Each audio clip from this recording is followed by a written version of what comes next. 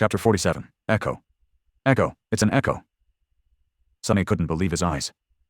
Echoes were an extremely rare type of reward that Awakened could receive after slaying nightmare creatures.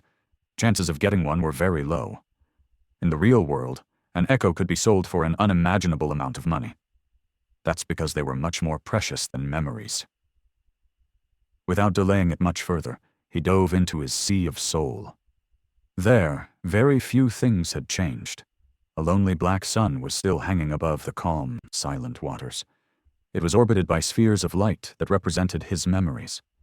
This time there were 3 of them.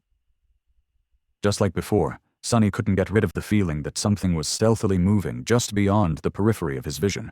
However, this time he didn't pay it any attention. He wanted to see his echo. It, too, was represented by a sphere of light. However, this sphere was much larger and hovered further away from the shadow core. With a thought, he commanded it to descend. The sphere slowly floated down and touched the dark water. As Sunny came closer, walking on the surface of the sea, its radiance slowly faded away, revealing the monster contained within. A hulking, menacing carapace scavenger was calmly standing in front of him. There was no madness in its eyes, or any feeling at all for that matter. After all, it wasn't really alive. It was just an echo. Shining runes appeared in the air around the scavenger. Echo, carapace scavenger. Echo type, beast. Echo core, awakened. Echo, attributes, strong, armored. Echo description, a cursed soldier of the Fallen Legion. Before Sunny knew it, a wide grin appeared on his face. That scavenger was now his. It could be summoned and used to fight against his enemies, carry heavy cargo, or perform other tasks. What's more, it was a whole rank above its master, which meant that it was much stronger, more resilient and fearsome than a dreamer with a dormant core should normally possess. With this echo by their side, many things would become easier. Following an impulse, Sunny raised a hand and brushed it against cold, black chitin. He just wanted to touch his new possession. However, the moment his palm touched the scavenger, a strange thing happened. The soul of sea suddenly surged a little, and a new set of runes appeared. Transform Echo into a shadow? Sunny flinched and snatched his hand back. What the hell is that about? He had never heard anything about transforming echoes into something else, let alone shadows. Then again, he had never heard about shadow cores and fragments, too. It seems my aspect holds more secrets than I thought. Sunny licked his lips and hesitated. Then he cautiously said, yes. However, nothing happened. A moment later, the runes changed. Not enough shadow fragments to perform a transformation. Shadow fragments required 24 100ths. He frowned, disappointed. I see.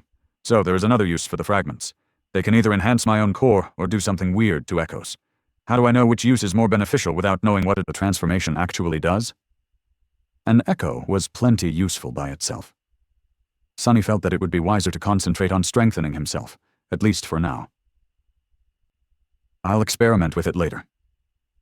With that, he left the Sea of Soul. Since he had spaced out for quite a bit, Nephis was looking at him with a silent question in her eyes. Sunny grinned. I got an echo. Her pupils slightly widened. Cassie, on the other hand, was more expressive. An echo? You actually got an echo? Yes. Since the larger group of monsters was now minutes away from catching up with them, Sunny didn't waste any time and summoned the scavenger. The hulking beast immediately appeared in front of him, seemingly sewn together from tiny sparks of light.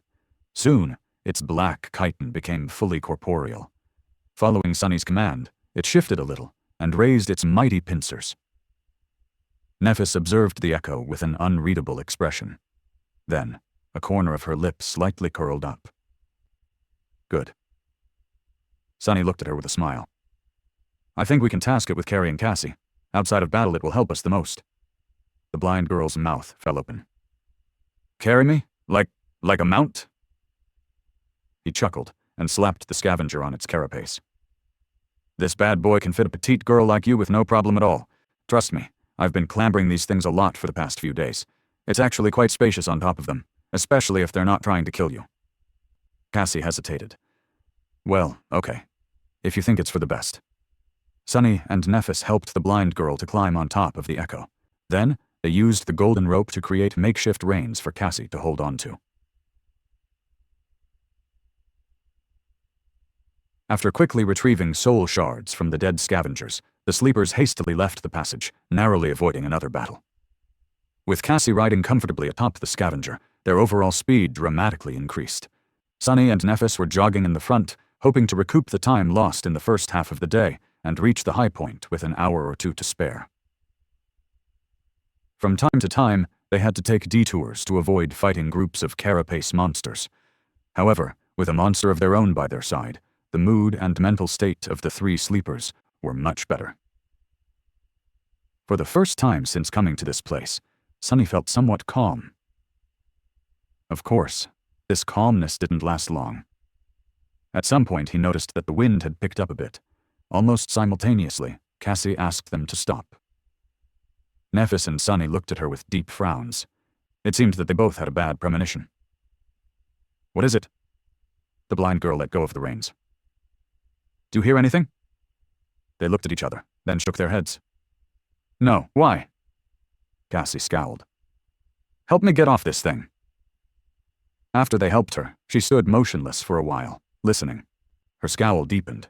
Then the blind girl cautiously kneeled and put her ear to the ground. What do you hear?